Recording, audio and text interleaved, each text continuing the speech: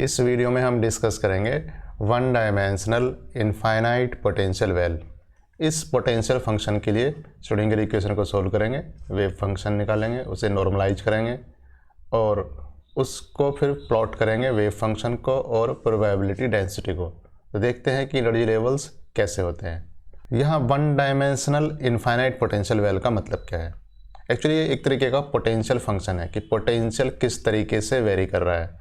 Infinite potential well कहने का मतलब है कि एक पोटेंशियल फंक्शन है, इस तरीके से एक पोटेंशियल फंक्शन है, इसको हम वन डायमेंशन में लेते हैं हम सिर्फ कि यहाँ इस तरफ ये x है और इस तरफ ये पोटेंशियल v है। और ये जो पोटेंशियल फंक्शन इस तरीके से है कि x इक्वल टू 0 से x इक्वल टू l तक तो पोटेंशियल है 0 और x इक्वल टू 0 से कम पर और x ग्रेटर देन l पर पोटेंशियल कितना है, ये इनफाइनाइट है। तो हम ये कह सकते हैं दूसरे ढंग से कि ये इनफाइनाइट पोटेंशियल वेल है। पार्टिकल के रेस्पेक्ट में भी इसका नाम दूसरा हो सकता है। ये चूँकि ये पोटेंशियल इनफाइनाइट है और यहाँ पर कोई पार्टिकल है, वो इस तरफ ऐसे मूव कर रहा है, इधर इधर जा सकता है। इसका मतलब इनफाइनाइट पोटेंशियल वेल का मतलब है कि यहाँ से इधर वो जा ही नहीं सकता। तो हम इस ढंग से भी कह सकते हैं या कह सकते हैं इधर नहीं जा सकता। कह सकते हैं कि पार्टिकल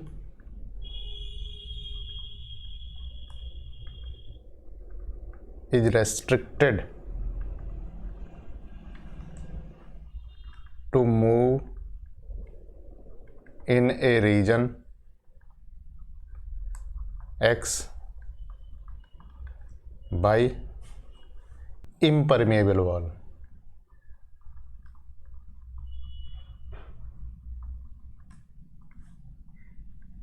तो इसी बात को कहने के कई तरीके हैं।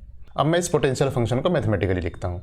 ये एक्चुअली है क्या, ये प्रॉब्लम है कि v जो है इस तरीके से 0 इनफाइनाइट, 0 कहाँ से कहाँ तक। अगर x लेस देन l और ग्रेटर देन 0 है तो ये 0 है, नहीं तो अगर ये x लेस देन 0 और x ग्रेटर देन l है तो फंक्शन कितना है, पोटेंशियल फंक्शन, पोटेंशियल की वैल्यू कितनी, इनफाइनाइट है। इसका मतलब पार्टिकल कहाँ से कहाँ तक मूव कर सकता है, पार्टिकल मूव कर सकता है 0 से l के बीच में और वहाँ पर पोटेंशियल एनर्जी कितनी है, 0 है। इसका मतलब टोटल एनर्जी वही होगी जो उसकी काइनेटिक एनर्जी होगी।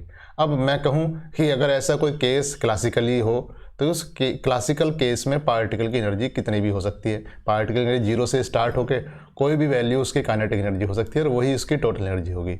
लेकिन अगर मैं क्वांटम मैकेनिकली इसे सोल्व करूंगा तो पार्टिकल की एनर्जी कंटिन्यूस नहीं आएगी, पार्टिकल की कुछ सेलेक्टेड वैल्यू आएंगी जो पॉसिबल होंगे। तो यहाँ यही कि हम काम करना है कि हमें इस केस के लिए श्रोडिंगर इक्वेशन को सोल्व करना है और उसका वेव फंक्शन निकालना है और उससे फिर उसकी एनर्जी निकालनी है।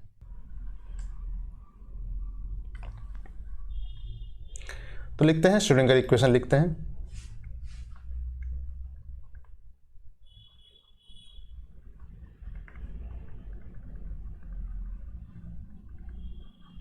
श्रोडिंगर इक्वेशन कैसे, टाइम इंडिपेंडेंट।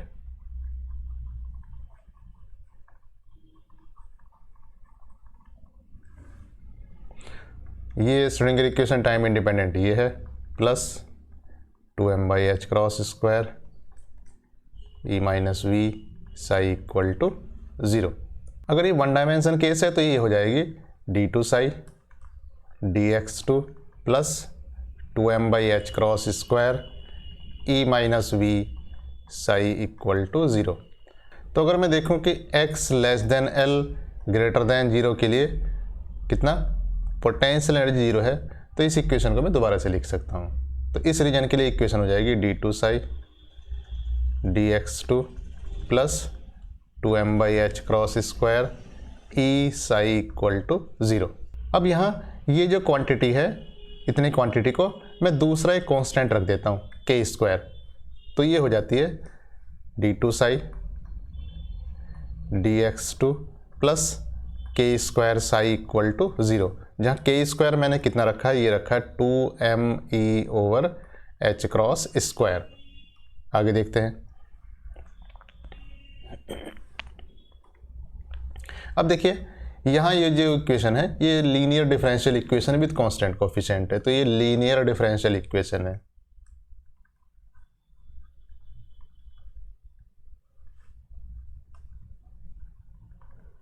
इस इक्वेशन का जो सॉल्यूशन होगा वो एक्सपोनेंशियल सॉल्यूशन होगा। मान लीजिए इसका सॉल्यूशन कितना है, e की पावर mx है। अब e की पावर mx को अगर यहाँ रखेंगे तो इक्वेशन बन जाएगी m² plus k² equal to 0। इसे ऑक्सिलरी इक्वेशन भी कहते हैं, या m इक्वल टू कितना आ जाएगा, प्लस माइनस आई के। तो इसका मतलब इसके दो सॉल्यूशन हो गए। इसके दो सॉल्यूशन होने का मतलब है इसका जो सॉल्यूशंस हो गए e की पावर ikx और एक दूसरा सॉल्यूशन हुआ e की पावर माइनस ikx। अगर मैं कहूँ मोस्ट जनरल सॉल्यूशन तो इन दोनों का लीनियर कॉम्बिनेशन होगा। तो मैं कह सकता हूँ सॉल्यूशन कितना हो जाएगा, psi will be equal to c1 e की power ikx plus c2 e की पावर माइनस ikx। इसे और थोड़ा सॉल्व करते हैं, c1 e की पावर ikx हो जाएगा cos kx plus i sin kx plus c2 cos kx minus i sin kx। इसे साइन साइन वाले टर्म एक तरफ रख लेते हैं और कॉस वाले एक तरफ कर लेते हैं। अगर साइन वाले में इकट्ठे करता हूं तो हो जाता है IC1 minus IC2 sine kx plus C1 plus C2 cos kx। ये कॉन्स्टेंट्स हैं C1 C2, इनको दूसरे किसी कॉन्स्टेंट्स के टर्म में भी हम रख सकते हैं। तो हम कह सकते हैं कि A sine kx plus b cos kx। तो ये हमारे पास ये इसका सॉल्यूशन आया। चूंकि ये सेकेंड ऑर्डर डिफरेंशियल इक्वेशन है, इसी वजह से इसमें दो कांस्टेंट हैं a और b। ये दोनों कांस्टेंट क्या होंगे, बाउंड्री कंडीशन से इनकी वैल्यू निकल सकती है। बाउंड्री कंडीशन क्या क्या है, बाउंड्री कंडीशन के लिए पीछे आते हैं। देखिए अब यहाँ पर क्या है, ये कहा कि ये जो पोटेंशियल वेल है ये इनफाइनाइट पोटेंशियल वेल है। इसका मतलब हम कह सकते हैं कि यहाँ पर जो पोटेंशियल है ये कितना है, इनफाइनाइट है। तो यहाँ पार्टिकल कभी हो ही नहीं सकता, पार्टिकल यहाँ होगा ही नहीं, यहाँ पार्टिकल कभी हो ही नहीं सकता। तो हम इस केस में कह रहे हैं कि पार्टिकल कभी हो ही नहीं सकता, लेकिन पार्टिकल यहाँ रिप्रेजेंट किससे हो रहा है, एक्चुअली पार्टिकल के पाए जाने की प्रोबेबिलिटी कितनी होगी, 0 होगी। तो यहाँ पार्टिकल के पाए जाने की प्रोबेबिलिटी 0 होगी। इसका मतलब साई मॉड स्क्वायर यहाँ पर कितना होगा, 0 होगा। साई मॉड स्क्वायर चूंकि 0 होगा, इसका मतलब साई भी यहाँ पर 0 होगा। साई यहाँ पर 0 होगा तो इसका मतलब कह सकते हैं कि x इक्वल टू 0 पर यहाँ पर और x इक्वल टू l पर साई की वैल्यू कितनी होगी, ये भी 0 होगी और इसके आगे तो 0 होगी ही। ठीक है, तो इसका ये कहने का मतलब ये है कि ये आपके पास दो बाउंड्री कंडीशन हुई कि psi equal to 0 at x equal to 0 और psi equal to 0 at x equal to l। तो इन दोनों बाउंड्री कंडीशन को वहां उस फंक्शन में लगाते हैं ताकि कांस्टेंट निकालते हैं। देखिए अब हम लगाते हैं at x equal to 0 psi equal to 0। तो psi equal to 0 x 0 sine 0 0, इसका मतलब 0 प्लस कॉस 0 1, इसका मतलब b। तो इससे निकल कर जाता है क्या कि b इक्वल टू 0 है। तो हमारा वेव फंक्शन सिर्फ इतना ही रह जाता है, psi equal to a sine kx। अब देखिए यहाँ पर हमने जो है साई इक्वल टू कितना लिखा, a साइन kx। अब दूसरी बाउंड्री कंडीशन लगाते हैं। क्या थी boundary condition, at x equal to l psi equal to 0। तो psi equal to 0 equal to a sine kl। इसका मतलब साइन kl कितना है, ये 0 होगा। अब साइन kl 0 होने का मतलब क्या है, साइन kl 0 होने का मतलब है कि ये kl इक्वल टू कितना हो जाएगा, 0 पाई 2 पाई 3 पाई 4 पाई इस तरीके से। तो हम कह सकते हैं ये n पाई होगा। इसका मतलब हुआ k इक्वल टू कितना हुआ, n पाई बाई l हो सकता है सिर्फ। और हमने अभी पीछे जो माना था k, ये पीछे कंसिडर किया था कि k स्क्वायर क्या था, 2me over h cross square. बस इन दोनों को आपस में रख देते हैं, इसे यहाँ k को यहाँ सब्स्टिट्यूट कर देंगे। देखते हैं क्या होता है। ये हो जाता है N square pi square upon L square equal to 2m over H cross square. तो यहाँ से हमारे पास क्या जाता है, अगर मैं इससे आगे देखता हूँ ई इक्वल टू कितना आ जाएगा, ये आ जाएगा N square pi square H cross square upon 2ml square. इसका मतलब ये एनर्जी की वैल्यू आ गई है और जो एनर्जी की वैल्यू है वो n पे डिपेंड कर रही है। तो यहाँ हमारा था के एल इक्वल टू एन पाई, इसका मतलब n इक्वल टू कितना हो सकता है, 0 हो सकता है, n इक्वल टू 1 हो सकता है, 2 हो सकता है, 3 हो सकता है, 4 हो सकता है। इस तरीके से n की वैल्यूज थी। यहाँ देखते हैं क्या ये सारी वैल्यू पॉसिबल है। तो यहाँ n इक्वल टू 0 का मतलब क्या है, n इक्वल टू 0 का मतलब है के एल इक्वल टू 0 हो जाएगा, इसका मतलब k इक्वल टू 0 हो जाएगा, इसका मतलब साइन 0 हो जाएगा, साइन 0 का मतलब कितना हो जाएगा, 0 हो जाएगा। तो ये वेव फंक्शन जो था वो वेव फंक्शन साई की वैल्यू 0 हो जाएगी। इसका मतलब ये n इक्वल टू 0 पर, तो n इक्वल टू 0 पर वेव फंक्शन हर जगह कितना हो जाएगा, साई इक्वल टू 0 एवरीवेयर। तो वेव फंक्शन कहीं भी हर जगह 0 होगा, इसका मतलब वेव फंक्शन का स्क्वायर भी, मॉडुलस का स्क्वायर भी 0 होगा, इसका मतलब कह सकते हैं हर जगह प्रोबेबिलिटी 0 होगी। तो ये इनडायरेक्टली ये कहना चाह रहा है कि पार्टिकल है ही नहीं, इसका मतलब ये वाली वैल्यू हम कंसिडर नहीं करेंगे। तो हम वैल्यू कौन सी कंसिडर करेंगे, 1 2 3 4। इसका मतलब यहाँ n इक्वल टू कितना लेना है, 1 2 3 4। अब देखिए यहाँ पर अगर n की वैल्यू 1 2 3 4 डिस्क्रीट वैल्यू ले रहे हैं तो एनर्जी की वैल्यू कितनी हो जाएगी, डिस्क्रीट हो जाएगी। इसे हम एच क्रॉस को भी हटा के लिख सकते हैं, तो ये हो जाएगा n square pi square H square upon 8 pi square M L square, या ई इक्वल टू कितना हो जाता है, N square H square upon 8 M L square. तो इस तरीके से ये एनर्जी की आइगन वैल्यूज आ जाती हैं, ये डिस्क्रीट वैल्यूज हैं। तो यहाँ जो एनर्जी की वैल्यू होंगी वो कंटिन्यूस, या पार्टिकल की एनर्जी वैल्यू कंटिन्यूस या कुछ भी नहीं हो सकती, ये वैल्यू यहाँ से निकलेगी, n की वैल्यू रखने के बाद निकलेगी। अब यहाँ देखते हैं हमारे पास एक कांस्टेंट और बच रखा है, कौन सा, a। तो a जो कांस्टेंट है ये कैसे निकालेंगे, तो वेव फंक्शन को दोबारा लिखते हैं। तो वेव फंक्शन को हम दोबारा लिखते हैं। वेव फंक्शन क्या था हमारा, साई था। साई कितना था, a साइन kx। अच्छा यहाँ भी देखिए ये एनर्जी की वैल्यू अलग अलग डिस्क्रीट होगी, n पर डिपेंड करी, तो इसे हम ई एन भी लिख सकते हैं।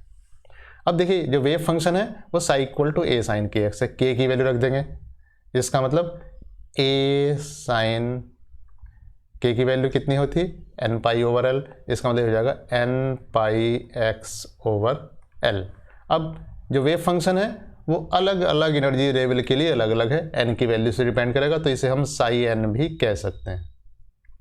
अब हमें निकालना है a कितना है, तो a निकलेगा नॉर्मलाइजेशन कंडीशन से, मतलब जो पार्टिकल है वो उसका वेव फंक्शन अगर ये है तो पार्टिकल के पाए जाने की प्रोबेबिलिटी हो सकती है। तो टोटल प्रोबेबिलिटी पार्टिकल की कितनी होगी, ये 1 ही होगी कि पार्टिकल कहीं ना कहीं तो हो गई, तो इसकी प्रोबेबिलिटी 1 होगी। इसी कंडीशन को हम कहते हैं नॉर्मलाइजेशन कंडीशन। तो हम नॉर्मलाइजेशन कंडीशन से पार्टिकल के लिए ये इस कांस्टेंट को निकाल लेंगे।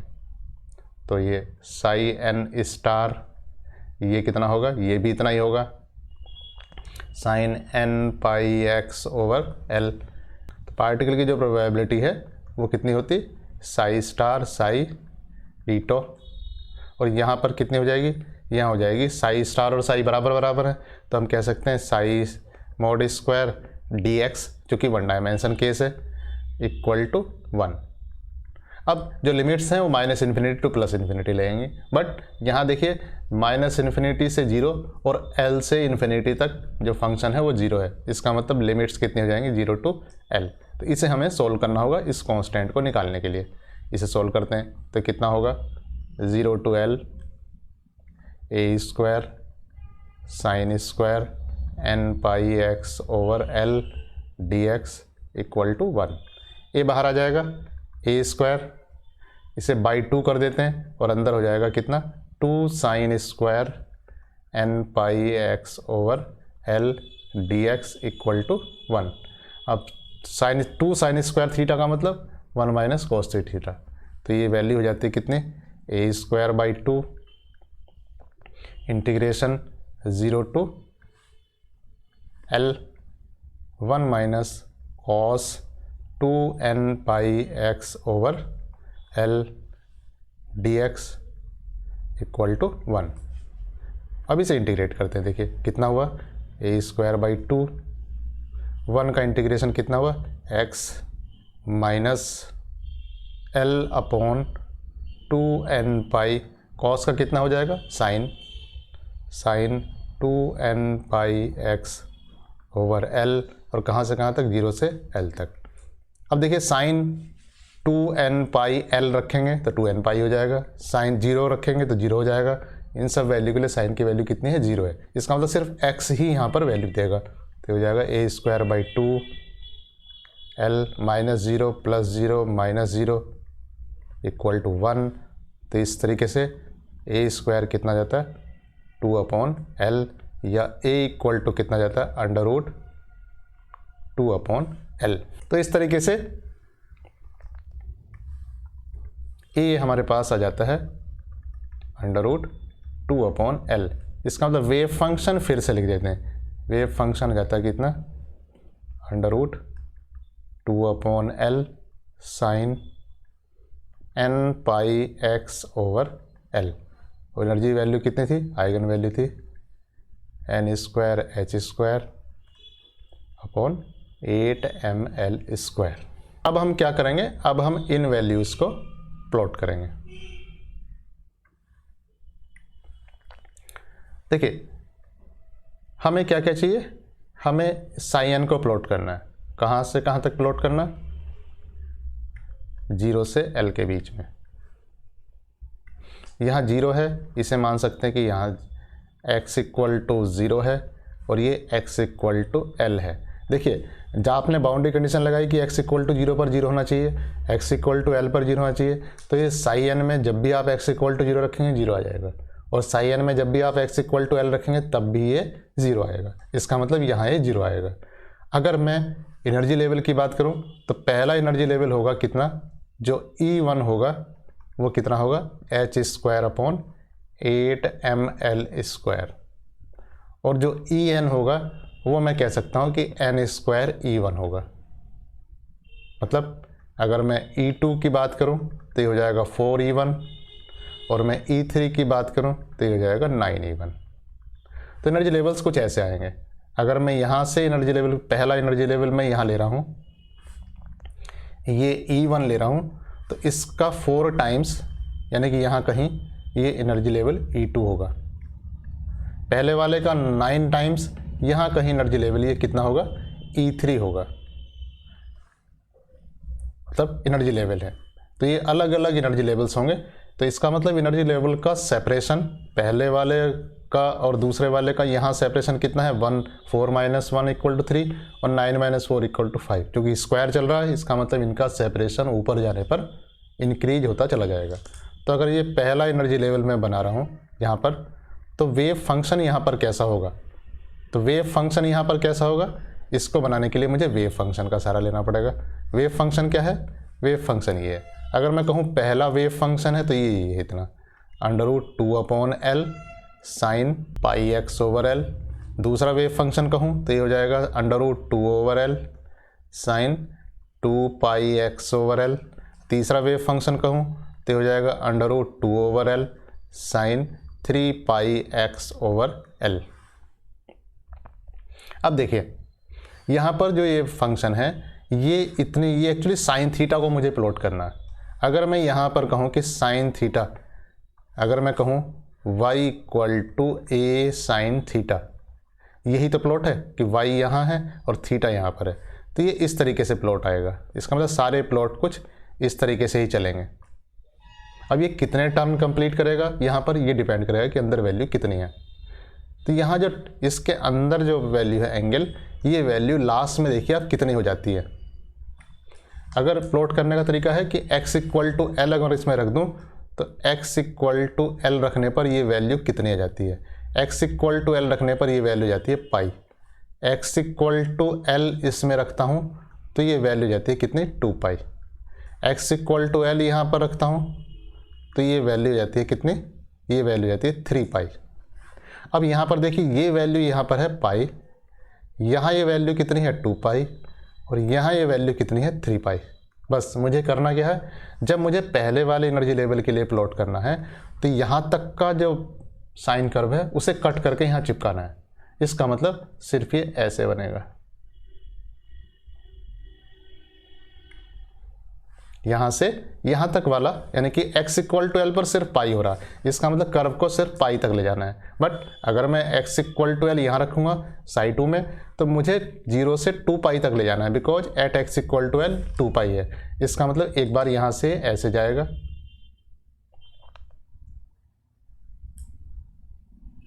ठीक है। इस तरीके से ही ये आगे मुझे 3 पाई तक ले जाना है। इसका मतलब यहाँ से यहाँ तक कर्व को यहाँ फिट करना है। तो ये इस तरीके से 2 पॉइंट होंगे जहाँ पर ये 0 को क्रॉस करेगा। तो ये वेव फंक्शन है, इसे मैंने कह दिया क्या, साई 1, इसे मैंने क्या कहा, ये साई 2 है, इसे मैंने क्या कहा, ये साई 3 है। तो ये वेव फंक्शन ऊपर नीचे दिखाने का सेंस ये है कि ये उसी एनर्जी लेवल से कनेक्ट करके यहाँ दिखाए गए हैं। अब चूंकि ये वेव फंक्शन है, इसका मतलब यहाँ इससे एसोसिएटेड प्रोबेबिलिटी डेंसिटी भी होगी या प्रोबेबिलिटी होगी। तो ये किस पे डिपेंड करेगी, इसका स्क्वायर करेंगे। इसका मतलब मुझे एक प्लॉट और करना होगा इसका स्क्वायर करके। तो अभी जो मैंने प्लॉट किया है वो क्या है, साई प्लॉट किया है। और अब जो मैं प्लॉट करने जा रहा हूँ वो क्या है, साई स्क्वायर या प्रोबेबिलिटी डेंसिटी, कि कहाँ पार्टिकल के पाए जाने की प्रोबेबिलिटी ज़्यादा होगी और कहाँ पार्टिकल के पाए जाने की प्रोबेबिलिटी कितनी होगी, कम होगी। ये भी कहाँ से कहाँ तक होगा, जब कहीं साई नहीं होगा तो साई स्क्वायर भी नहीं होगा और ये साई मोड का स्क्वायर होगा। ऐसे ही यहाँ पर मैं बना सकता हूँ कि ये पहला एनर्जी लेवल है, इसके 4 टाइम्स ये दूसरा एनर्जी लेवल है और पहले वाली एनर्जी के 9 टाइम्स ये तीसरा एनर्जी लेवल है। तो ये E1 है, ये E2 है, ये E3 है। अब देखिए, अगर आपके पास एक साइन कर्व है, यहीं से आइडिया जाएगा कि कर्व किस तरीके से होगा। अगर आपके पास एक ऐसा कर्व है, इसका अगर आप स्क्वायर खींचेंगे तो पहली बात तो ये होगी कि यहाँ कोई ग्राफ नहीं आएगा, सारा ग्राफ क्या होगा, ऊपर चला जाएगा। तो सारा ग्राफ क्या होगा, ऊपर होगा। बट जहाँ 0 होगा वहीं 0 होगा। इसका मतलब यहाँ ये कर्व 0 से क्रॉस करेगा और यहाँ ये ऊपर जाएगा। अब हमारे पास 2 पॉसिबिलिटी हैं कि कर्व ऐसे बनेगा या कर्व ऐसे बनेगा। तो होता क्या है, अगर ये कोई भी फंक्शन है, देखिए यहाँ से यहाँ तक इसकी वैल्यू क्या है, 1 है। कोई भी क्वांटिटी है अगर 1 से कम है तो उसका स्क्वायर उससे भी कम हो जाता है। तो जितनी वो क्वांटिटी 1 से कम होगी उसका स्क्वायर उतने से कम होगा। तो अगर कोई क्वांटिटी ऐसे है, ऊपर की तरफ कॉन्वेक्स है, जब तो इसका स्क्वायर अगर मैं खींचूंगा तो स्क्वायर ये ऐसे हो जाएगा इसका मतलब यहाँ अगर मैं कर्व खींचूंगा, यानी कि ये अगर कोई साइन थीटा है और ये साइन स्क्वायर थीटा का कर्व अगर खींचूंगा तो ये इस तरीके से जाएगा। ये आपको कर्व ऐसे मिलेगा। तो यहाँ भी हमें ऐसा ही कर्व बनाना है और जहाँ पर ये वैल्यू मैक्सिमम होगी वहीं वैल्यू मैक्सिमम देगा, नेगेटिव में मैक्सिमम होगी फिर से मैक्सिमम देगा। इसका मतलब यहाँ वैल्यू चूँकि मैक्सिमम थी तो यही इस कर्व का मैक्सिमम आ जाएगा। तो इस तरीके से कर्व ये यहाँ साई स्क्वायर का कर्व ऐसे प्लॉट होगा। यहाँ 0 था, इसका मतलब कर्व इस तरीके से प्लॉट होगा।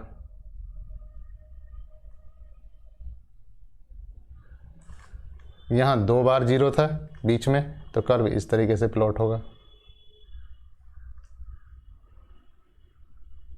तो ये एक्चुअली क्या है, ये साई 1 मोड स्क्वायर है, ये साई 2 मोड स्क्वायर है और ये साई 3 मोड स्क्वायर है।